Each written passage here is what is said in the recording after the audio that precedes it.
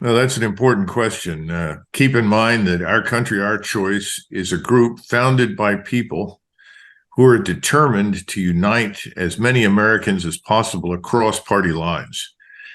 Collectively, I would say we're very frustrated with the constant absence of any unity, except when it comes to spending and war. We would like to see we would like to see unanimity on a number of issues. We think that there are a lot of Republicans and Democrats that share a commonality in values. So we're looking at groups of people who share traditional, mostly conservative American values, and they're very interested in restoring the republic. And by that, I mean looking at the issues that hold us together as a nation, the things that bring us together, the things that unite us. We'll talk about some of those things in a minute. And then finally, we want to be action oriented.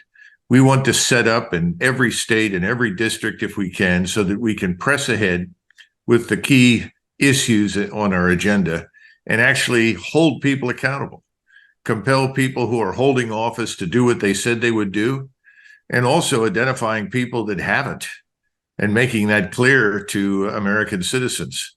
We think that American citizenship is perhaps the most important thing of all at stake right now. Americans have not taken their duties as citizens as seriously as they need to. That needs to end. We need to value our citizenship as well as its obligations and duties. So the bottom line is, I think this is something that a lot of your listeners would be interested in joining. And it's an opportunity for them to have a real impact. Because one of the things that we hear over and over and over again is, how do I, as an individual, change anything? Okay, I don't like the fact that we have open-ended conflicts overseas. I don't want our troops in 16 different countries at any given point in time. I don't want to pay taxes that fund medical procedures, transgender operations, woke agendas, values that are antithetical to us. How do I do something? Well, we're setting up a series of tools, both for information, also for your input, that will enable you to directly influence these issues on a nationwide basis. And we're welcoming as much as possible other organizations that already exist who share our values, and we want to give them a platform. And then I hope, lastly, we will become a source of what I would call fact-based information. In other words, if we put out a news item, it's not going to be opinionated. It's not going to be shaded by a particular point of view. We want the facts. That's something we used to get from the news media. We don't get it anymore. We want to also try to fill that void. So that's a thumbnail sketch, but I think it's as much as we can say at this point. And we have a lot of things to cover, so I'll cut it off at that point. Yeah, I think you said a couple things there. Unity, leadership, and love for country are things that we need in America right now. And those are three definitely big things. Before we continue, though, on OCOC, I want to ask you about your opinion on what's going on in the Middle East right now. Obviously, some sad things going on in Israel and in Palestine right now. Colonel, you've spent a lot of time in the Middle East. You've spent time at the highest levels of our military. How do you see this playing out? I suppose that's the question that's on everyone's mind. What I would say to begin with is this is a far, far more dangerous situation than most Americans realize. Keep in mind that with each passing day, passing week, and month, the situation in Ukraine grows more and more dangerous simply because the probability of a U.S.-led NATO confrontation with Russia continues to exist. As long as that's a possibility, we are at risk in the United States and in Europe. Now we have a situation in the Middle East that is much less predictable and far more volatile. You also have an Israeli population that is enraged and shocked by the excesses of these Hamas fighters and the horrible acts that they committed. So emotions are running very, very high. And the Israelis obviously want blood. They want revenge. They want to exact a price for what's happened. And I don't know what the current count is, how many Israelis have been killed, but certainly as many as there were Hamas fighters, and that was roughly 1,500, probably more. And we don't know how many exactly have been injured. But as long as emotions are running high, that means that reason is at a minimum. And the Israelis have to understand that this is a particular event that, if it's not handled carefully, could become the rallying cry for a region-wide attack on Israel. And that is not, by any stretch of the imagination, impossible right now. For instance, the Egyptians, and allegedly an Egyptian general officer on the general staff, actually informed the Israeli general staff and its intelligence operatives that there was an attack coming from Hamas. That's alleged. But I think that's probably true, and I think it reflects the fact that Egypt really wants to maintain the peace with Israel. However, Egypt is under a lot of pressure, as are all the Arab states right now, to respond to their populations who are horrified. And their populations want humanitarian aid delivered to the 2 million people in Gaza. Well, this is a problem for the Israelis because obviously they want to isolate Gaza. They've already turned off the water and the electricity. They're trying to squeeze the population on the assumption that that will help them get control of whatever remains of Hamas. Well, that's open to debate, but that's very dangerous because the Egyptians, if they come to the border with Gaza with an aid convoy, which is their plan right now, the Israelis have said, we will take you under fire. That would be a serious mistake because Egypt wants to avoid a war. But if the Israelis should fire on the Egyptians in this aid convoy, it would be very difficult for the president of Egypt and his government not to take action against the Israelis.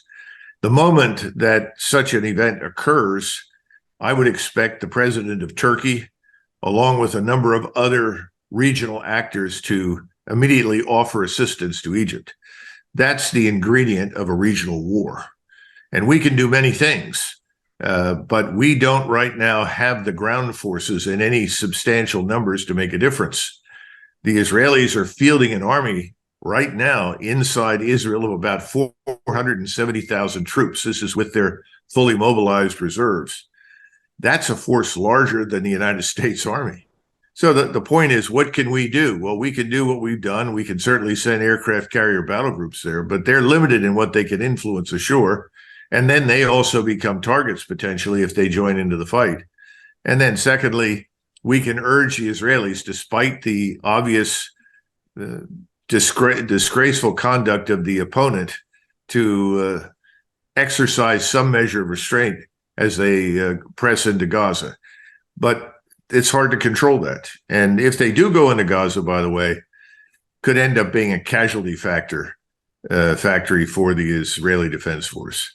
These are reservists. These are not professional soldiers. They have no recent experience operating in that kind of urban terrain. 140 square miles with 2 million people in it is a nightmare.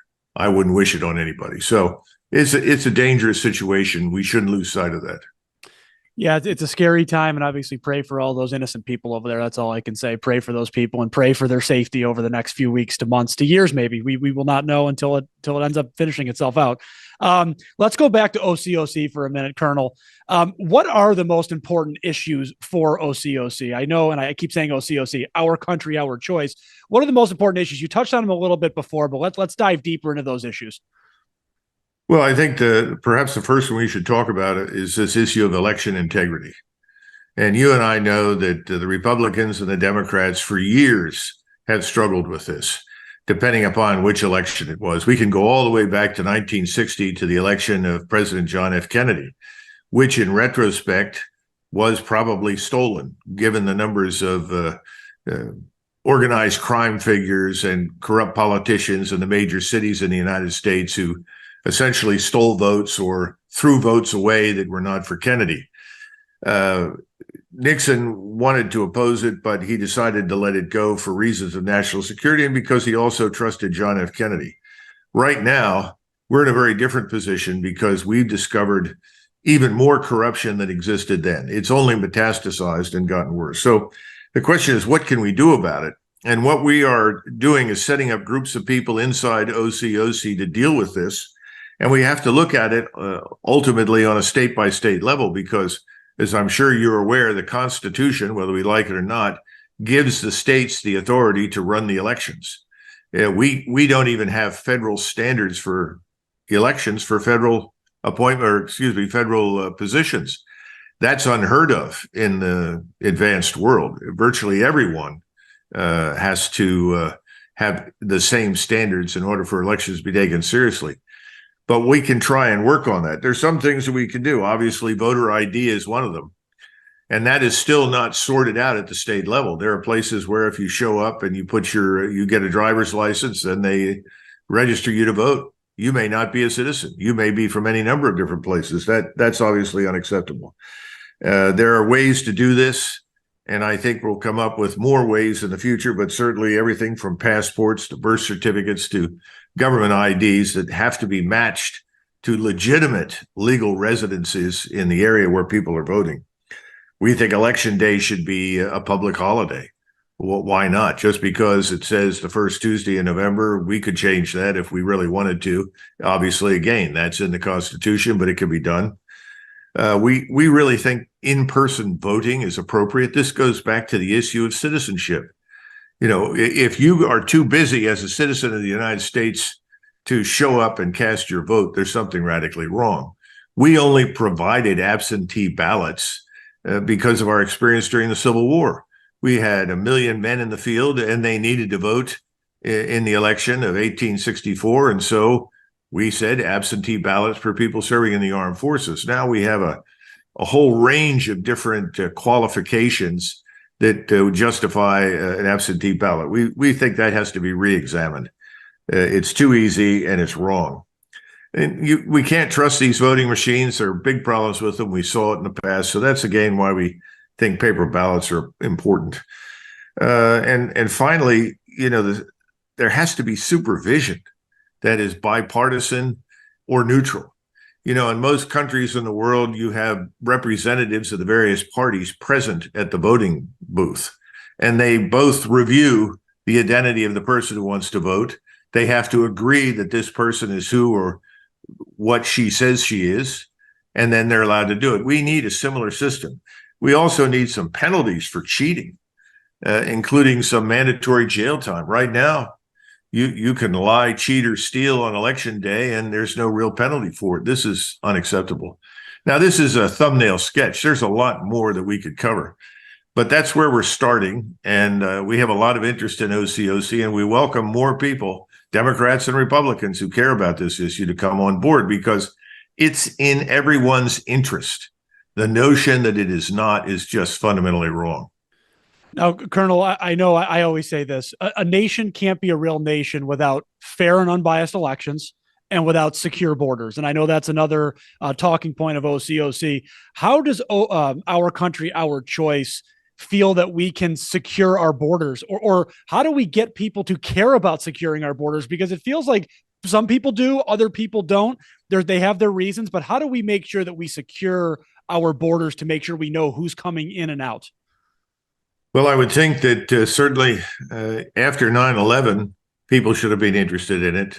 We've always wondered why, when 9/11 occurred, that the first action of the president was not to close our borders, to secure the entire country, to find out who was here. That means airports, seaports, coastal waters, everything. Didn't happen. We think that needs to happen. There are too many people entering our country illegally right now about whom we know absolutely nothing. Now, how do we get people interested in this? Well, they better get interested because the thousands arriving each day are an enormous burden on the states and local communities. I think that's beginning to have an effect in places like New York City and Chicago, where, frankly, they have no money. They have practically no means to billet people, to put them somewhere safe to live. And then, of course, you know, how do you employ people? We talk about this robust economy, but I think once you leave the bubble in Washington, most people don't see it. So I think we need to make clear that for all sorts of reasons, Americans should be interested. But again, let's be frank, Americans tend to not be interested until it affects them personally. So unless they're in an area where criminality is on the rise because of illegals that have come into the country, and they're suffering for it, or because it's costing them more money, we're probably going to have difficulty mobilizing public sentiment. But I think we're getting better. We're getting further.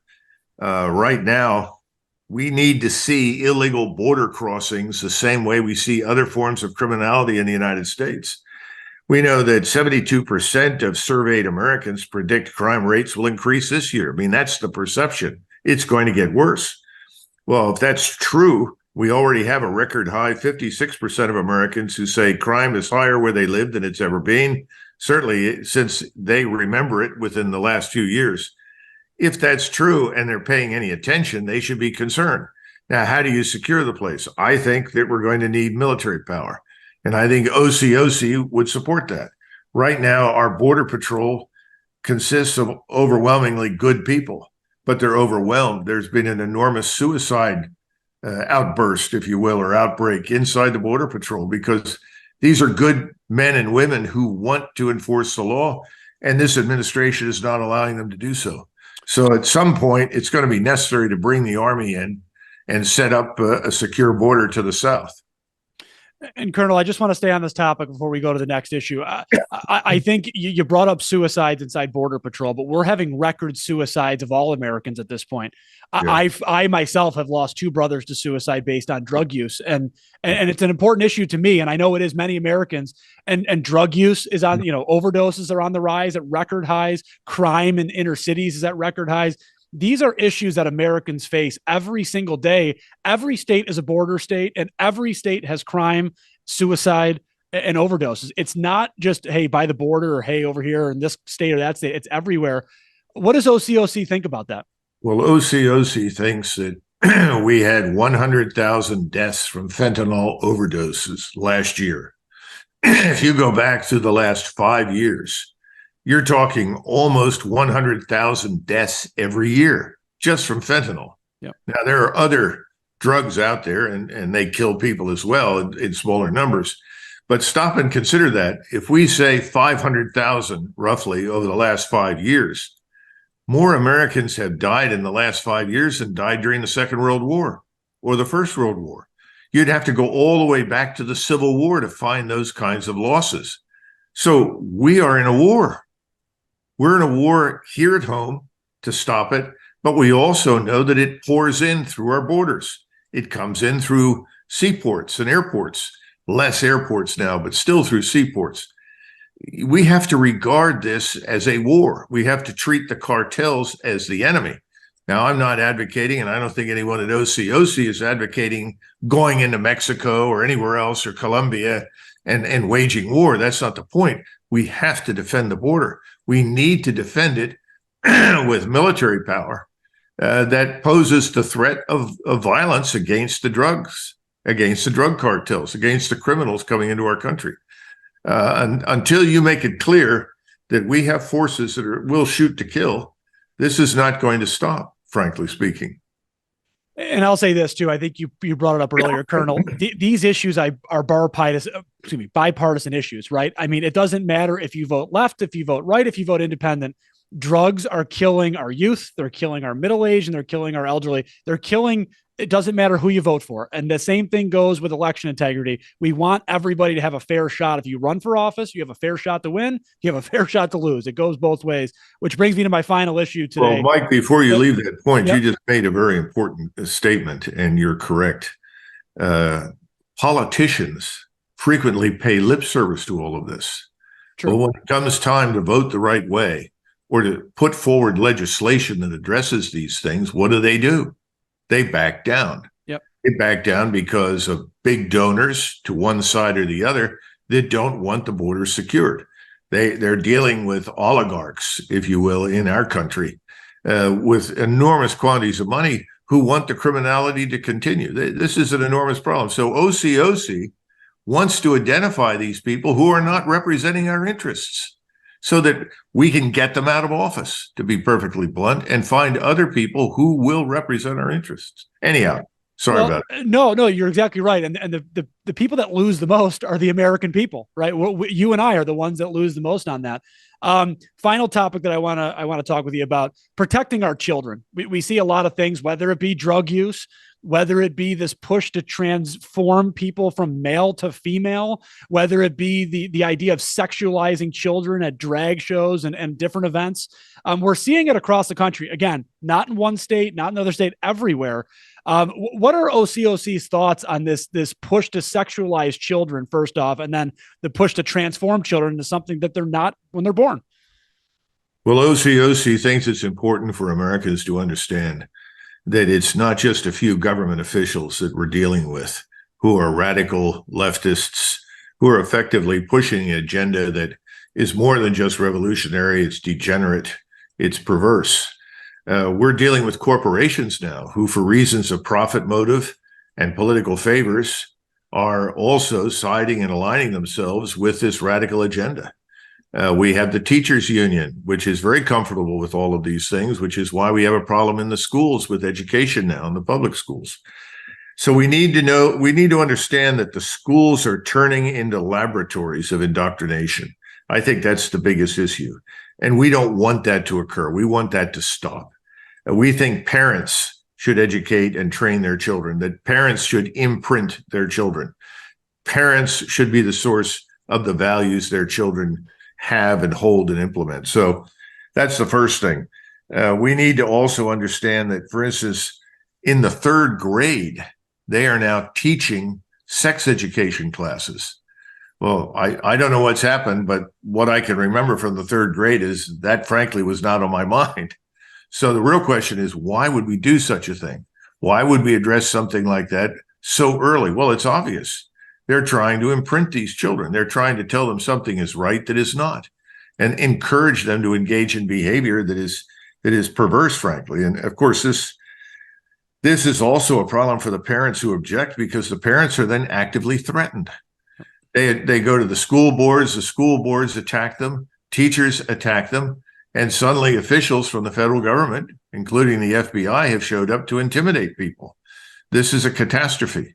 And the only way we can fix this is to go after these individuals on a state-by-state basis as well as on the national level. We need to press for legislation. I mean, why would we allow children of a tender age, 6 and 7, to make decisions about changing their sexual identity, physically changing it on the operating table? That's insane. We think that should be criminalized. Any doctor that engages that should be subject to criminal prosecution. It's wrong. Why you would indulge this for anyone who is under the age of 18 is a mystery. Asking them to wait until they're 18 years of age is entirely reasonable. It's not going to end their lives by no means. In fact, they may well discover that all of this is indeed just a fad. For little children, they may think this is the same as receiving a tattoo. Well, if I don't like it, in a few years, I can remove it. And we know that's not going to happen. Then, of course, this cannot be viewed in isolation from the human trafficking and the pedophilia, which is widespread, sadly, in so many countries, not only ours. But we know that we have a huge problem with children disappearing. Tens of thousands have disappeared in Ukraine. God only knows where those poor children have ended up. We don't even want to think about it.